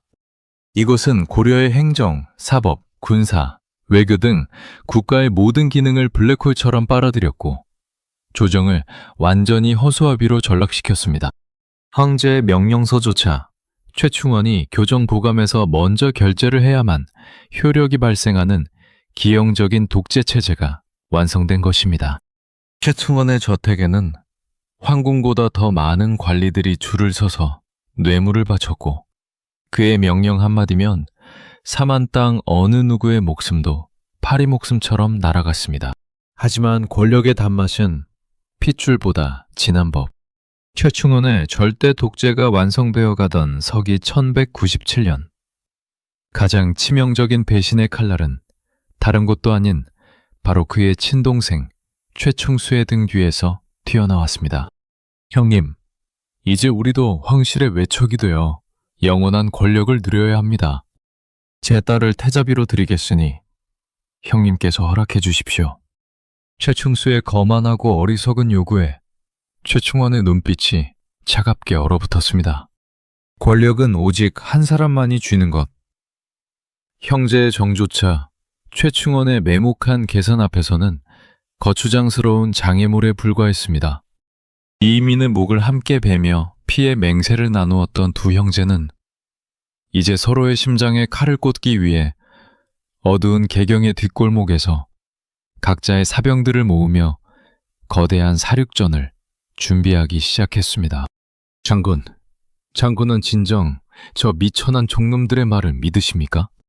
왕후장상의 씨가 따로 없다니요. 이 고려의 기강을 어찌하실 작정이십니까? 개경의 비밀스러운 회합 장소. 젊은 무장들이 모인 자리에서 한 사내가 책상을 강하게 내리치며 격분했습니다. 그의 맞은편에는 무표정한 얼굴로 차를 마시는 최충헌이 앉아 있었죠. 서기 1198년 무술년 5월. 최충헌이 이민을 제거하고 고려의 새로운 지배자가 된 지 불과 2년 만에 개경의 밤거리는 다시 한번 심상치 않은 피비린내를 풍기고 있었습니다. 그 중심에는 다름 아닌 최충헌 자신의 개인 사병 집단인 도방의 노비 만적이 있었습니다. 만적은 최충헌의 집에서 허드렛 일을 하는 평범한 산업이었습니다. 하지만 그의 가슴 속에는 주인의 권력만큼이나 거대한 야망이 불타고 있었죠. 만적은 이위민이라는 천민이 황실을 뒤흔들고 절대 권력을 쥐었던 것을 두 눈으로 똑똑히 지켜보았습니다. 그는 깨달았습니다. 장군과 재상의 씨가 본래부터 따로 있는 것이 아니다. 때가 오면 누구나 그 자리를 차지할 수 있다. 왜 우리라고 평생 채찍을 맞으며 짐승처럼 살아야 한단 말인가? 만적의 이 위험하고도 매혹적인 사상은 개경에 흩어져 있던 수많은 노비들의 가슴에 들불처럼 번져나갔습니다. 만적은 개경 북산인 흥국사에 몰래 노비들을 모아놓고 피를 토하듯 연설을 쏟아냈습니다. 형제들이여, 최충헌을 비롯한 저 오만한 귀족들의 목을 베자! 그리고 노비 문서가 불태워지는 날, 우리는 모두 자유의 몸이 될 것이다. 만적의 계획은 대담하고 치밀했습니다. 궁궐에서 타구놀이, 즉 격구시합이 열리는 날을 거사일로 잡고 수천 명의 노비들이 일제히 들고 일어나 각자의 주인을 죽인 뒤 개경을 완전히 장악하겠다는 것이었죠. 이 반란이 성공했다면 고려는 세계 역사상 유례를 찾아보기 힘든 완벽한 노비 해방과 신분제 폐지의 혁명을 맞이했을지도 모릅니다. 하지만 혁명의 불꽃은 어이없는 곳에서 꺼져버렸습니다. 거사일이 다가오자 노비들 사이에서 은밀한 공포와 배신의 싹이 트기 시작한 것입니다. 유락박사 한충유의 노비였던 순정이라는 자가 거사의 실패를 두려워한 나머지 자신의 주인에게 만적의 모든 계획을 미고해버린 것이죠. 보고를 받은 최충헌은 등골이 서늘해지는 것을 느꼈습니다. 자신이 믿었던 도방의 노비가 자신의 목을 노리고 있었다니. 최충헌은 즉시 정예 군사들을 풀어 흥국사를 덮쳤고 만적을 비롯한 반란의 주동자 100여 명을 모조리 생포했습니다. 만적의 난은 시작도 해보지 못한 채 잔혹한 피바람 속에서 허무하게 끝이 났습니다. 최충헌은 포박된 만적을 끌어내려 차가운 강물 속에 던져버리는 잔인한 형벌을 내렸습니다. 강물 속으로 가라앉으며 마지막으로 하늘을 올려다보던 만적의 두 눈에는 끝내 이루지 못한 신분 해방의 꿈이 피눈물처럼 고여 있었습니다. 추추머는 이 사건을 계기로 개경의 노비들에 대한 감시를 더욱 끔찍하게 강화했고 자신을 위협할 수 있는 모든 싹을 무자비하게 짓밟아 버렸습니다. 왕우장상의 시를 부정하며 포효했던 만적의 절규는 강물 속에 가라앉았지만 그 메아리는 고려 사회 밑바닥에 지워지지 않는 짙은 흉터로 남아 훗날 거대한 민중봉기의 정신적 불씨로 이어지게 됩니다. 하지만 내부의 폭발을 잔혹하게 억누르고 권력의 정점에 선 최충원의 앞에는 이제껏 경험해보지 못한 전혀 다른 차원의 거대한 위협이 북방의 메마른 초원 너머에서 무서운 속도로 다가오고 있었습니다. 끝이 보이지 않는 거대한 말발굽 소리가 북방의 대지를 뒤흔들며 개경을 향해 압박해 들어오고 있었습니다. 귀를 찢는 듯한 비명과 함께 국경을 지키던 고려 군사들이 피를 흘리며 쓰러졌고 푸른 눈을 번뜩이는 거친 이방의 무사들이 시퍼런 칼날을 치켜들었습니다. 그들은 평화로운 조공을 요구하러 온 사신들이 아니었습니다. 사만 땅 전체를 통째로 집어삼키려는 무시무시한 야수들이었죠. 서기 1218년 최충원이 무소불위의 독재 권력을 누리며 개경의 안락함에 취했을 때 고려의 북쪽 국경선 너머에서는 인류 역사상 가장 잔혹하고 거대한 폭풍이 몰아치고 있었습니다. 바로 아시아와 유럽을 피로 물들이며 진격하던 칭기즈칸의 몽골 제국이 마침내 고려라는 작은 나라의 턱 밑까지 그 서슬퍼런 칼날을 들이댄 순간이었습니다. 몽골이라는 괴물이 깨어나기 전 북방의 정세는 급격하게 소용돌이치고 있었습니다. 몽골군의 무자비한 칼날을 피해 도망치던 거란족의 잔당들이 살기 위해 고려의 국경을 넘어 처절하게 난입한 것이 화근이었습니다. 이들은 고려의 고을들을 약탈하며 개경 근처까지 위협했고 고려 조정은 이들을 막아내기 위해 사력을 다해 싸워야 했습니다. 바로 그때 거란족을 추격하던 몽골의 대군이 고려의 영토 안으로 거침없이 진격해 들어왔습니다. 고려와 몽골 두 나라의 운명적인 첫 만남은 황궁의 화려한 연회장이 아닌 피바람이 부는 차가운 전장 한복판이었습니다. 서기 1225년 정월 고려의 장수 김추려가 이끄는 군대와 몽골의 장수 합진이 이끄는 정예 철기병은 강동성이라는 거대한 성곽 앞에서 극적인 동맹을 맺었습니다. 두 나라의 연합군은 성을 겹겹이 포위하고 거란족을 무자비하게 경멸하는 데 성공했죠. 거란족이라는 공동의 적을 물리쳤을 때까지만 해도 고려 조정은 북방의 이 강력한 이방인들이 자신들의 든든한 우군이 되어줄 것이라 굳게 믿었습니다. 하지만 그것은 거대한 착각이었습니다.